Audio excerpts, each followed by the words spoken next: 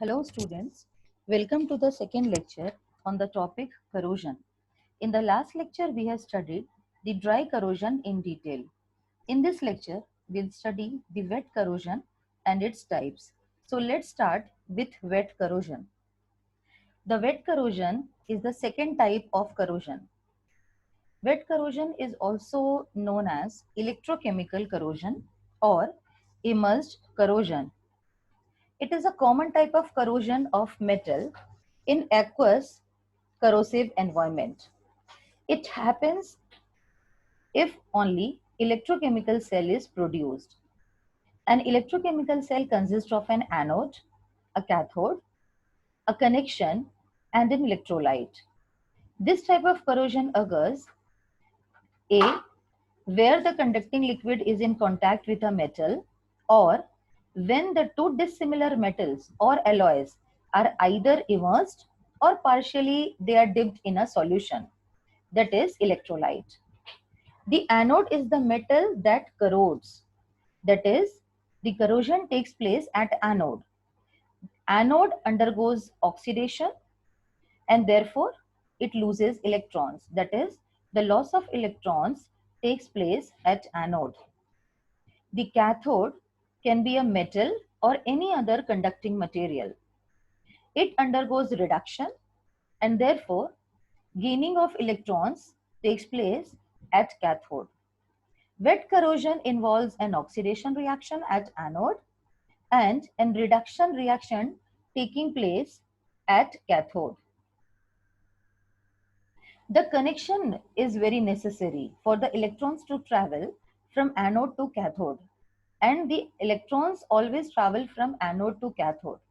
Remember, anode is the place where oxidation takes place, whereas cathode is the place where reduction takes place, and can be either by physical direct contact or in the form of some wire. But anyhow, connection has to be there. An electrolyte, which is a must condition for electrochemical or wet corrosion. So electrolyte must be present. Why? In order to allow the migration of ions between the cathode and anode and participate in the formation of corrosion products. The formation of corrosion product happens somewhere between the cathode and anode. In wet corrosion or in electrochemical corrosion, the anodic reaction involves the dissolution of metal as corresponding metal ions with the liberation of free electrons. That is, at anodic part, the oxidation occurs with the liberation of free electrons. Whereas, remember, whereas the cathodic reaction consumes those electrons which are liberated from the anodic part, either by evolution of hydrogen or by the absorption of oxygen. So these are the two processes. First is evolution of hydrogen and the second is by absorption of oxygen. How the two processes takes place we'll study in detail. But the two processes, whether it will happen by the evolution of hydrogen, that is hydrogen will be evolved, or oxygen will be consumed, will depend on the nature of the environment or the nature of the electrolyte or the conducting medium. If the conducting medium will be acidic in nature, the evolution of hydrogen mechanism or process will take place. Whereas if the medium or conducting medium will be neutral or slightly alkaline also, the process will happen by absorption of oxygen. So now let us see these two processes, that is evolution of hydrogen and absorption of oxygen in detail. First, we'll see how hydrogen evolution mechanism happens. So evolution of hydrogen occurs under what conditions? One by one, let us see in detail. First of all, this evolution of hydrogen occurs in acidic environment, that is the conducting medium should be acidic in nature. For example, the corrosion of iron metal. In the corrosion, whenever iron gets corroded, the anodic reaction is what? It is the dissolution of iron as ferrous iron with the liberation of electrons. That is, oxidation of iron is taking place. How? Fe gets oxidized to Fe2 plus with the liberation of 2E minus, that is 2 electrons. Now, these 2 electrons which are formed at anode will travel to cathode, where the H positive ions, that is H plus ions, are eliminated as hydrogen gas. From where does this H plus comes? This H plus comes because the medium is acidic. The acidic medium generates H plus positive ions, and this H positive ions consumes the 2 electrons which were evolved here at the anode and which has now traveled to the cathode, thereby forming the gas which is hydrogen gas. So whenever consumption of electrons is taking place and electrons are being consumed by this 2H positive ion, the reduction process is taking place. So here it is clear that at oxidation, oxidation takes place at anode and reduction takes place at cathode in acidic medium.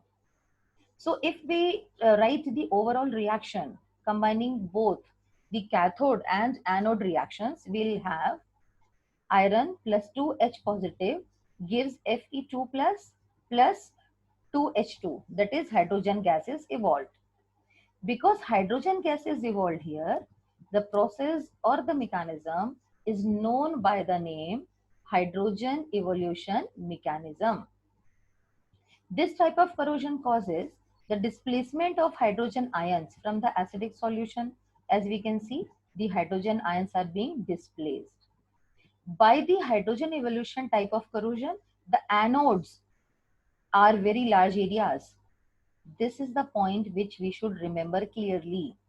Whenever the hydrogen evolution mechanism is taking place, the anodic portion or the anodic area is large and the cathodic area is small.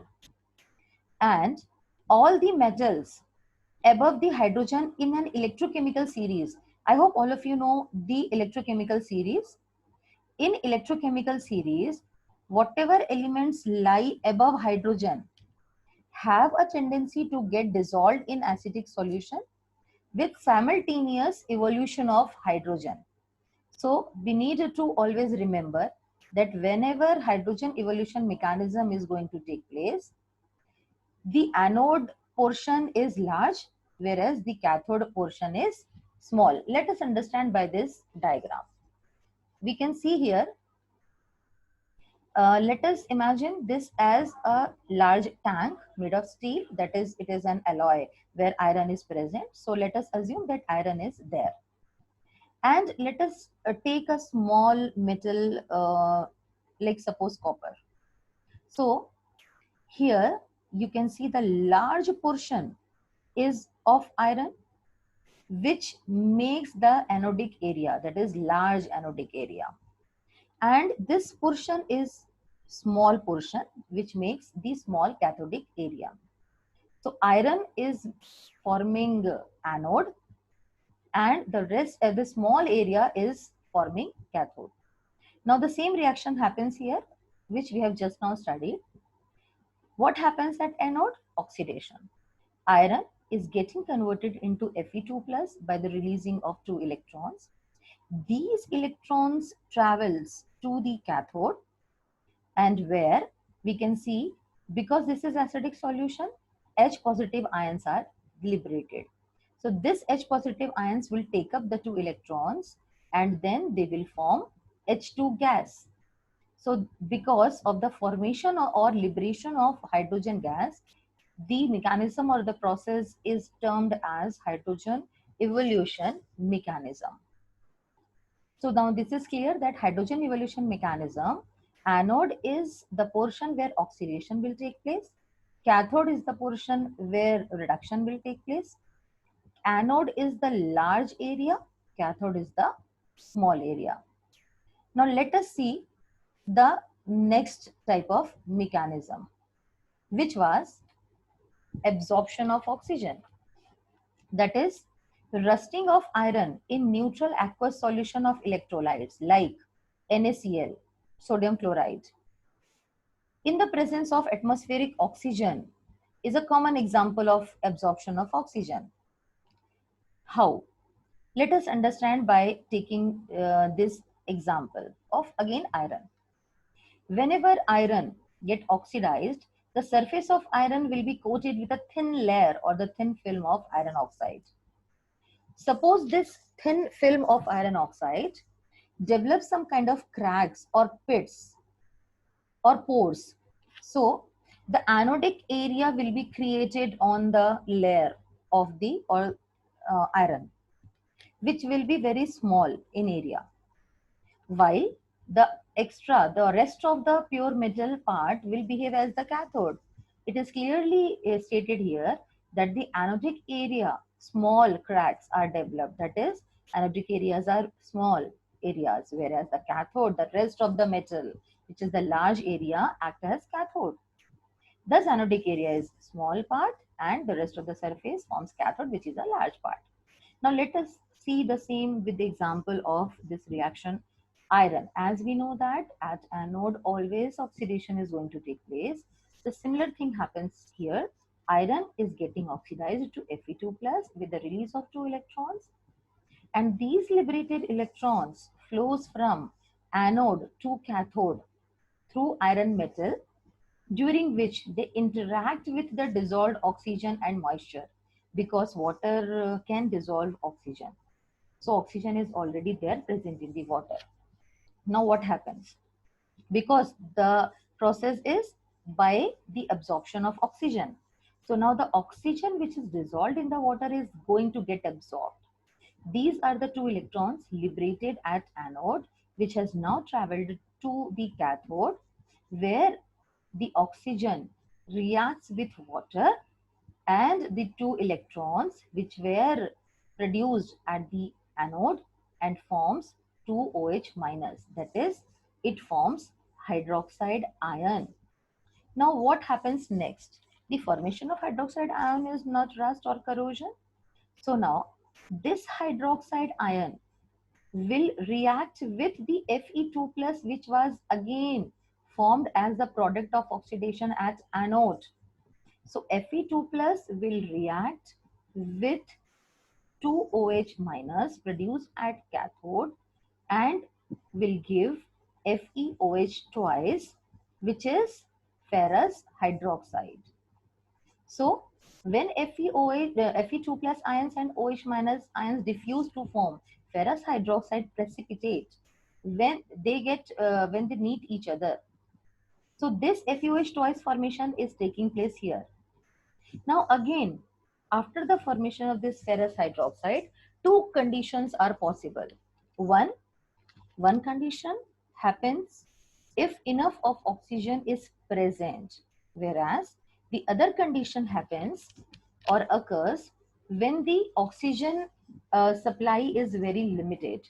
So in both the cases, the different type of products will be formed. The product will not be same in both the cases. Depending on the amount of oxygen present, then the products will differ. How? Let us see. If enough oxygen is present, then if this ferrous hydroxide is easily oxidized to ferric hydroxide. So now what happens? This ferrous hydroxide, which was brown color rust, is now getting consuming more of oxygen and reacting with water to form ferric hydroxide, which is a yellow color rust. And if the other condition exists there, that is, if the supply of oxygen is limited, the corrosion product may be black anhydrous magnetite of the formula Fe3O4. So which point we have to remember here? Formation of ferrous hydroxide will take place, precipitate will occur. This ferrous hydroxide may further get transformed into ferric hydroxide if sufficient amount of oxygen will be present there, a yellow color rust, or else this same, if limited supply of oxygen will be there, the corrosion product will change to the black anhydrous magnetite, that is Fe3O4. So this type of reaction happens by the absorption of oxygen, therefore named as the absorption of oxygen. The same is being represented by this diagram. We can see here, this is some portion, that is layer of oxide film. So here a small pit is getting formed, or a small crack is getting formed, which will act as, now this small portion or the area will act as anode. So now anode is small, whereas the rest of the portion will act as cathode. So cathode area will be large, and same reaction will take place. Iron will get oxidized from this small portion, that is from anode. The electrons will flow from anode to cathode, where then they will react with oxygen and form OH negative ions, and this OH negative ions will further react with Fe2 plus to form ferrous hydroxide. So this entire process of absorption of oxygen happens to be in neutral solution of electrolyte. Suppose water contains NaCl, so that is neutral solution. So this happens when neutral solution of electrolyte is present. So now let us see the basic difference between dry and wet corrosion, because we have studied both dry and wet. So the common differences are like if it is dry corrosion or it is wet corrosion, or the other names are chemical corrosion for dry corrosion and electrochemical corrosion for wet corrosion. So dry corrosion happens to be in dry state or in the absence of moisture. Electrochemical corrosion, it requires the presence of moisture or an electrolyte. It is dry corrosion is the local attack of metal by the environment or the gases, whereas the electrochemical corrosion is the large number of cathodic and anodic areas will be developed. And this is homogeneous dry corrosion, and this is heterogeneous, which is wet corrosion, because two metals will be required here. So the corrosion products will accumulate at the same place, but here corrosion occurs at anode, while the products are formed somewhere between cathode and anode. So in chemical corrosion or dry corrosion, it is self-controlled, but in electrochemical or wet corrosion, it is continuous. This dry corrosion is slow process, whereas the wet corrosion is fast. Few examples of or types of dry corrosion were oxidation corrosion, corrosion by other gases, and liquid metal corrosion. Whereas it is of two types, galvanic corrosion and differential aeration corrosion. Now let us understand, or let us understand the first type of corrosion, galvanic corrosion, in detail. So there are many type of wet corrosions like galvanic corrosion, pitting corrosion, stress corrosion, intercrystalline corrosion, exofluting corrosion, cervix corrosion, erosion. But in our syllabus, we'll have to study only galvanic corrosion. So let's start with galvanic corrosion. It is something similar to the wet corrosion which we have studied just now. So let us first see what do we understand by galvanic corrosion. Galvanic corrosion is also known by the name bimetallic corrosion or dissimilar metal corrosion. When two dissimilar metals are in contact with each other, in the presence of a corrosive medium, that is electrolyte, the more reactive metal acts as anode and it undergoes corrosion. So the point to remember is the metal which is more reactive will act as anode and thus it will undergo corrosion. Whereas the metal with low standard reduction potential, or we can say the metal with high standard oxidation potential, will act as anode and it will undergo corrosion, and the metal with opposite to this with high standard reduction potential will act as cathode and it will be thus protected. So which will be acting as anode and which metal will be acting as cathode is decided from electrochemical series basically. So now this is clear that the metal which have low standard reduction potential, or which can be oxidized will always act as anode, and corrosion will take place at anode only. Whereas on the other hand, the metal which will have high standard reduction potential will act as cathode, and thus it will be protected. And the selection of metal to act as anode or cathode, or where the corrosion will take place and which metal will be protected, will be done by the help of electrochemical series. Now, galvanic corrosion mechanism again follows two different types. That is, evolution of hydrogen mechanism it can follow if the medium is acidic, or else it can follow the absorption of oxygen mechanism if the medium is neutral. So let us see one by one. So this is the same detail which just now we have discussed. Few examples we can see here. Example of galvanic corrosion occurs in a galvanized iron, where a sheet of iron or a steel is covered with a zinc coating. That is, zinc is coated over the steel, and steel contains iron, or it can be iron sheet of iron also, which is covered by a zinc coating. Now, zinc will be protecting the steel or iron. The underlying steel will not be attacked because the zinc will undergo corrosion here. The zinc is corroded because zinc is less noble or less active. So after entire zinc is being corroded or consumed, then only the original metal will start getting corroded. So therefore this process is being used, and it is known by the process of galvanization, which will be seen in the next lectures. So here, this is a common example of galvanic corrosion. We have also seen the example of few galvanic cells are being used, or they are also named as voltaic cell. Galvanized couples are being used. Now let us see one by one. Here, this is the simple process of galvanic corrosion, how it occurs. So, at anode, the metal gets oxidized to liberate electrons. Obviously, the liberation of electrons will take place at anode. Here, zinc is acting as an anode, so Zn2 plus will liberate two electrons. That is, oxidation is going to take place at anode. Again, this is connected by a high resistance voltmeter. Salt bridge is also established here, and then a connection is there set up between the anode and cathode. On the other hand, cathode, copper act as cathode, or copper rod is acting as cathode. On cathode, reduction will take place. These electrons will travel to the cathode from anode, and Cu2 plus will take these two electrons and get deposited as copper.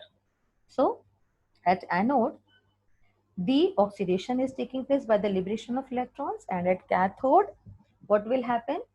The cathode electrons will be absorbed. So this happens in the galvanic cell is being established, or galvanic corrosion will happen or occur. So now, in acidic medium, you know that just now we have studied also that if the medium is acidic, hydrogen evolution mechanism will happen. That is, let us see with the help of an example. Like, for example, the example we can take of iron, the same as we have seen in the wet corrosion or electrochemical corrosion, that iron will get oxidized into Fe2 plus, and it will give two electrons. At cathode, if the process is taking place by hydrogen evolution mechanism, that is, the conducting medium is acidic in nature, then the 2H positive will be absorbed, will be reacting with the two electrons and producing hydrogen gas. Whereas if the medium is alkaline or neutral, then oxygen absorption mechanism is going to take place.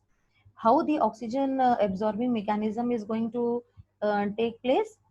That is, this oxygen which is there dissolved in the water will react with water, and it will take the electrons which are being evolved by the anode, and then it will form two OH minus, that is two hydroxide ions.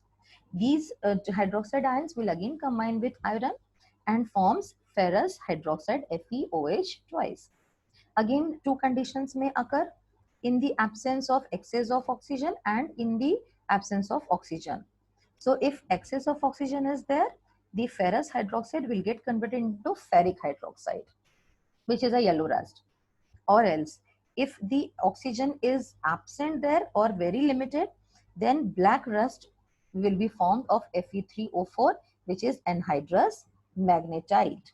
So this is how the galvanic reaction takes place. So before going to the next galvanic series, let us first understand the what do you mean by electrochemical series. So electrochemical series is an arrangement of standard reduction potential or standard oxidation potential of all metals on a hydrogen scale, either in increasing order or in decreasing order. So what was the use of this electrochemical series? So if we are coupling any two dissimilar metals with the low standard reduction potential, will act as an anode and it will undergo corrosion. We can make out by checking out the series of, that is the electrochemical series. Let us understand by taking some examples. Like suppose the coupling is taking place between copper and zinc. So if we'll check out from the electrochemical series, zinc will undergo corrosion and will act as anode, and copper will act as cathode and will be protected. Why? Because whenever two dissimilar metals are coupled, the metal with low standard reduction potential act as anode. So here zinc is having low standard reduction potential and therefore it will act as anode, and copper will be protected because it is having high standard reduction potential according to electrochemical series. So this electrochemical series was of great help, but it suffered from few limitations or drawbacks. The first drawbacks was that it has few exceptions, especially two. The two metals were coupled, like silver was coupled with titanium. So considering the electrochemical series, silver should be acting as anode and should be getting corroded. But in real experiment, it was not happening. What happened was the other way, just opposite. That titanium was acting as anode and it was undergoing corrosion, whereas silver was being protected. The same thing was being observed when zinc was coupled with aluminum. So therefore, this was the first drawback of electrochemical series. And the second limitation was alloys were actually used in engineering applications, but they had not found any place in the electrochemical series. So therefore, galvanic series was created. So therefore, galvanic series came into picture. So the in galvanic series, the corrosion potentials were measured for all the metals and alloys were also considered in the same electrolyte under the same environmental conditions. How?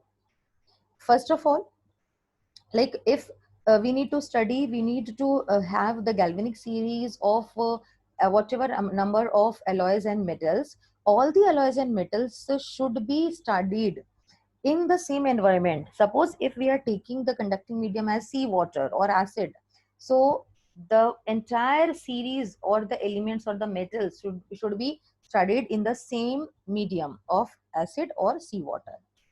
So it has advantages over the electrochemical series, and the advantages were, looking into the galvanic series, the first two exceptions which were observed in electrochemical series were overcome, as well as the second limitations that alloys were not included in electrochemical series, but the alloys were given space in galvanic series.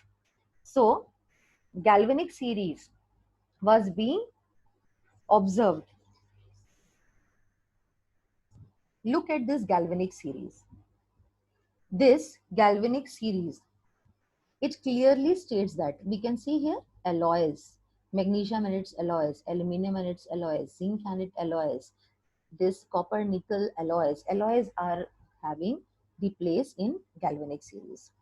If we move from top to bottom, we can see that the most corrosive metals or alloys are placed at the top, whereas the noble elements or the alloys or the metals which does not corrode easily or they are noble in nature are placed at the bottom, like gold, silver, platinum, whereas magnesium, zinc, aluminum, cadmium, iron are placed at the top. So this is how the galvanic series is being arranged. Now, considering some examples of galvanic corrosion. Suppose a mild steel nut or screw is tight or over the brass screw. A small nut is being or the bolt is being tied up over the brass screw. The brass screw that like it is made of copper, and the steel nut contains iron obviously because it is an alloy which have iron. So here iron behaves as anode and it undergoes corrosion. So corrosion is going to take place in the steel nut, whereas the brass screw will be protected.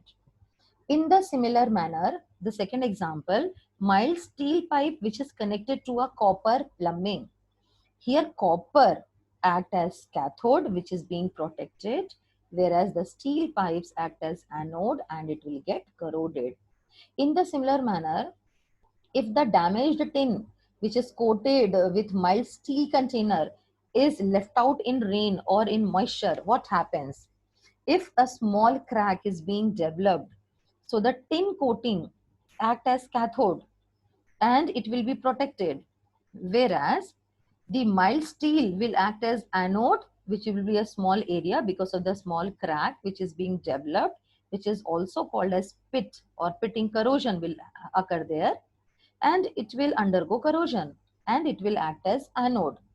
So this is how the galvanic corrosion is helpful in few manner, and these were the few examples of galvanic corrosion. So let us at the end let us see few preventive measures of galvanic corrosion. So we need to avoid the two dissimilar metal contacts. First of all, for unavoidable situation, what steps we can take is anodic area should be larger than cathodic area. The two metals used should be close as possible according to the either electrochemical series or galvanic series. An insulator may be fitted between the two metals. Anodic area should never be painted. The reason is if paint gets scratched away or pit is developed, then corrosion will start. So we can also avoid using threaded joints between the metals. So this is how the galvanic corrosion occurs. So dear students, we'll end our lecture here. So we have studied wet corrosion and galvanic corrosion today. In the next lecture, we'll study how to protect the metal from getting corroded. Thank you.